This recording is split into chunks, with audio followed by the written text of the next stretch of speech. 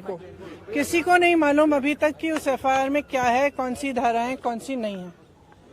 जब ये लड़कियां मेडल जीत के आती हैं तो हम सब ट्वीट करते हैं, सब कहते हैं कि हमारा गर्व है। सारे जितने भी नेता हैं, हम इंक्लूडेड इसमें, हम सब कहते हैं कि ये सबसे बड़ी बात है, देश के लिए अच्छा है, ये है, इन्होंने देश का गर्व सम्मान रखा है। और आज जब सड़क पे बैठी हुई हैं, जब कह रही है कि हमारी बात सुन लीजिए, हमारे साथ गलत हुआ है, तो कोई सुनने को तैयार नहीं। मैंने आपसे, आप बार बार यही कह रहे हैं, मैंने आपसे कहा ना, अगर एफआईआर दर्ज हुए हैं तो कम से कम इनको दिखाना चाहिए कि क्या है, कॉपी देनी चाहिए। मैं आपको पुलिस का स्टैंड बता रहा हूँ। पुलिस का ये कहना है कि 2 एफआईआर उन्होंने इंडिविजुअली दर्ज किए हैं। एक पॉस्को एक्ट, क्योंकि एक माइनर लड़की है, उसकी शिकायत पर पॉस्को एक्ट की धाराओं में दूसरी जो है छेड़खानी के आरोप है, जो कि सीनियर महिला पहलवानों ने की है। और अब इन्वेस्टिगेशन को लेकर जो होना चाहिए, उसको लेकर आपका क्या स्टैंड है? दूसरा ये अरेस्टिंग की जो बात, देखिए सीधी सी बात है, इतने जो सीरियस एलिगेशंस हैं इस शख्स के बारे में, तो पहले रिजाइन तो करें, उनको पद से तो हटाएं। जब तक पद पे हैं तब तक प्रेशर डालते रहेंगे, तब तक करियर बर्बाद करते रहेंगे लोग। इन्वेस्टिगेशन चल रहा है, इसका मतलब क्या है? मतलब क्या है? अगर वो आदमी उसी पद पे है जहां सबसे ज्यादा पावर है सबके ऊपर, सारे प्लेयर्स के ऊपर, इनके करियर को बर्बाद करने के लिए, इनको तंग करने के लिए, प्रेशराइज करने के लिए, तो फिर आप कैसे कह सकते हैं कि एफआईआर इन्वेस्टिगेशन? क्या मतलब है इसका? पहले रिजाइन करिए, उसको हटाएं पद से, उसका पावर तो लीजिए।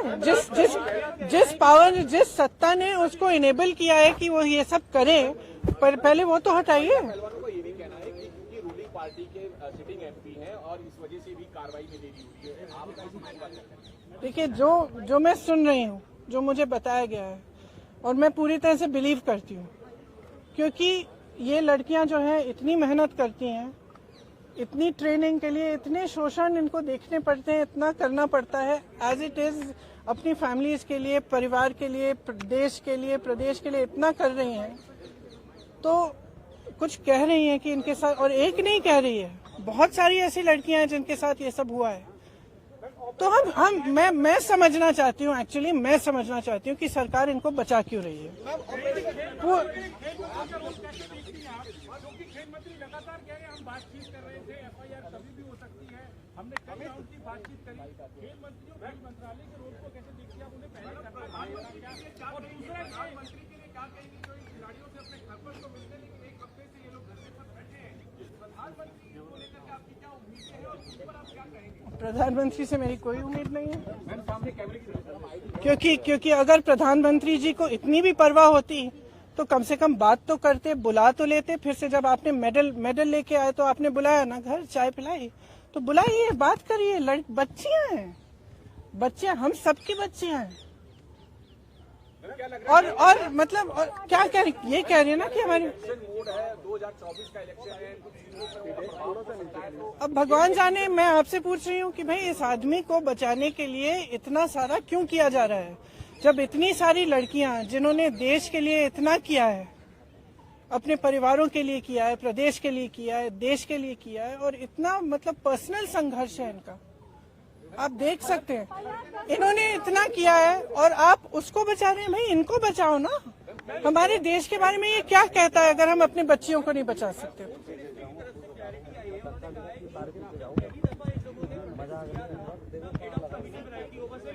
देखिए, आप भी जानते हैं, हम भी जानते हैं कि कमेटियां क्या होती हैं। बात टालने का काम होता है कमेटियां।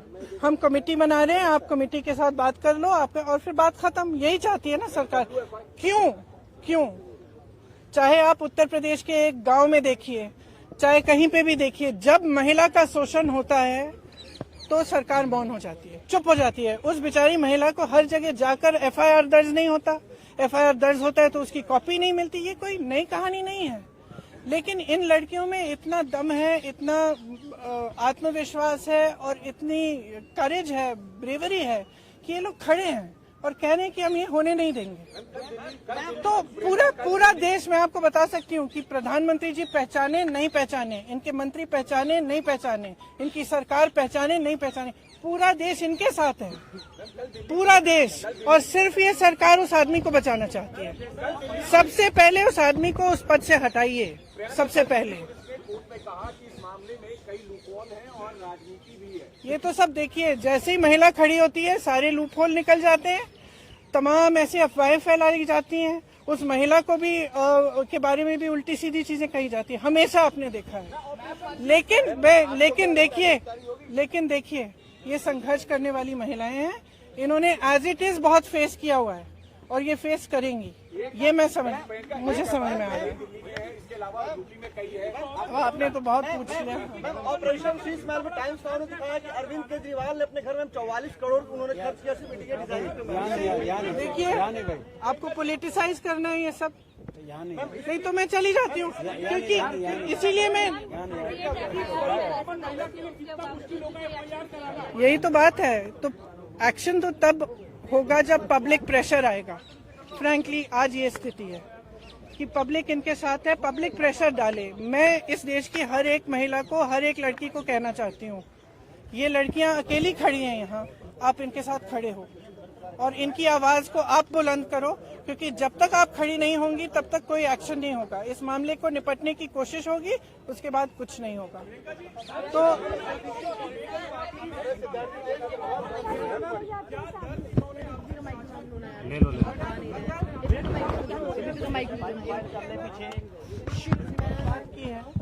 इसलिए हम अलग बैठे थे, तो मैं यहाँ क्यों बताऊँ वो बातें, वो इनकी निजी बातें हैं। लेकिन मैं इतना बताना चाहती हूँ कि मुझे इन पर बहुत गर्व है कि ये आज इस चीज को लेकर खड़े हुए हैं और इसमें कोई पॉलिटिकल बात नहीं है। इसका राजनीतिकरण बिल्कुल नहीं होना चाहिए और अगर होगा तो एक बहुत बड़ी शेम होगी और हम सबको इनके साथ खड़ा होना चाहिए। बस इतनी सी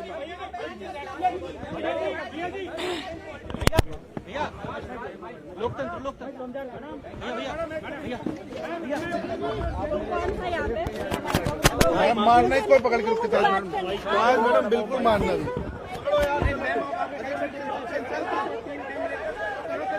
किसी को नहीं मालूम अभी तक कि उस एफआईआर में क्या है, कौन सी धाराएं कौन सी नहीं है।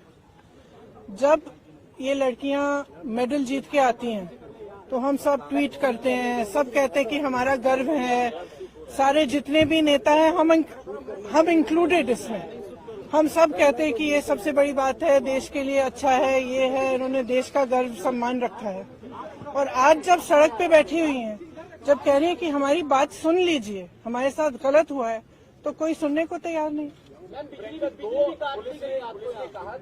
मैंने आपसे, आप बार बार यही कह रहे हैं, मैंने आपसे कहा ना, अगर एफआईआर दर्ज हुए हैं तो कम से कम इनको दिखाना चाहिए कि क्या है, कॉपी देनी चाहिए। मैं आपको पुलिस का स्टैंड बता रहा हूँ। पुलिस का ये कहना है कि 2 एफआईआर उन्होंने इंडिविजुअली दर्ज किए हैं। एक पॉस्को एक्ट, क्योंकि एक माइनर लड़की है, उसकी शिकायत पर पॉस्को एक्ट की धाराओं में दूसरी जो है छेड़खानी के आरोप में, जो कि सीनियर महिला पहलवानों ने, और अब इन्वेस्टिगेशन को लेकर जो होना चाहिए उसको लेकर आपका कहना है। दूसरा ये अरेस्टिंग की जो बात, देखिए सीधी सी बात है, इतने जो सीरियस एलिगेशंस हैं इस शख्स के बारे में, तो पहले रिजाइन तो करें, उनको पद से तो हटाएं। जब तक पद पे हैं तब तक प्रेशर डालते रहेंगे, तब तक करियर बर्बाद करते रहेंगे लोग। इन्वेस्टिगेशन चल रहा है, इसका मतलब क्या है? मतलब क्या है? अगर वो आदमी उसी पद पे है जहां सबसे ज्यादा पावर है सबके ऊपर, सारे प्लेयर्स के ऊपर, इनके करियर को बर्बाद करने के लिए, इनको तंग करने के लिए, प्रेशराइज करने के लिए, तो फिर आप कैसे कह सकते हैं कि एफआईआर इन्वेस्टिगेशन? क्या मतलब है इसका? पहले रिजाइन करिए, उसको हटाए पद से, उसका पावर तो लीजिए। जिस पावर, जिस सत्ता ने उसको इनेबल किया है कि वो ये सब करे, पर पहले वो तो हटाइए। पार्टी के सिटिंग एमपी हैं और इस वजह से भी कार्रवाई में देरी हुई है। आप देखिए, जो मैं सुन रही हूँ, जो मुझे बताया गया है, और मैं पूरी तरह से बिलीव करती हूँ, क्योंकि ये लड़कियां जो है इतनी मेहनत करती हैं, इतनी ट्रेनिंग के लिए, इतने शोषण इनको देखने पड़ते हैं, इतना करना पड़ता है एज इट इज, अपनी फैमिलीज के लिए, परिवार के लिए, देश के लिए, प्रदेश के लिए इतना कर रही हैं, तो कुछ कह रही हैं कि इनके साथ, और एक नहीं कह रही है, बहुत सारी ऐसी लड़कियां हैं जिनके साथ ये सब हुआ है। तो मैं समझना चाहती हूँ, एक्चुअली मैं समझना चाहती हूँ कि सरकार इनको बचा क्यों रही है। खेल मंत्री लगातार कह रहे हैं हम बातचीत कर रहे थे, एफआईआर कभी भी हो सकती है, हमने कई राउंड की बातचीत करी। खेल मंत्री और खेल मंत्रालय के रोल को कैसे देखते हैं आप? उन्हें पहले करना है और दूसरा मंत्री के लिए क्या कहेंगे जो इन खिलाड़ियों से अपने घर पर तो मिलते, लेकिन एक हफ्ते से ये लोग घर में प्रधानमंत्री से मेरी कोई उम्मीद नहीं है, क्योंकि अगर प्रधानमंत्री जी को इतनी भी परवाह होती तो कम से कम बात तो करते, बुला तो लेते। फिर से जब आपने मेडल लेके आए तो आपने बुलाया ना, घर चाय पिलाई, तो बुलाइए, बात करिए। बच्चियां हैं, बच्चियां, हम सबकी बच्चियां हैं। और मतलब और क्या कह रही, ये कह रही है ना कि हमारी मोड है, 2024 का इलेक्शन है।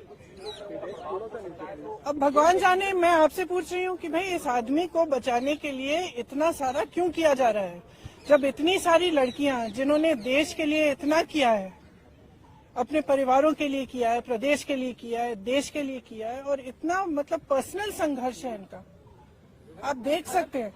इन्होंने इतना किया है और आप उसको बचा रहे हैं। भाई इनको बचाओ ना।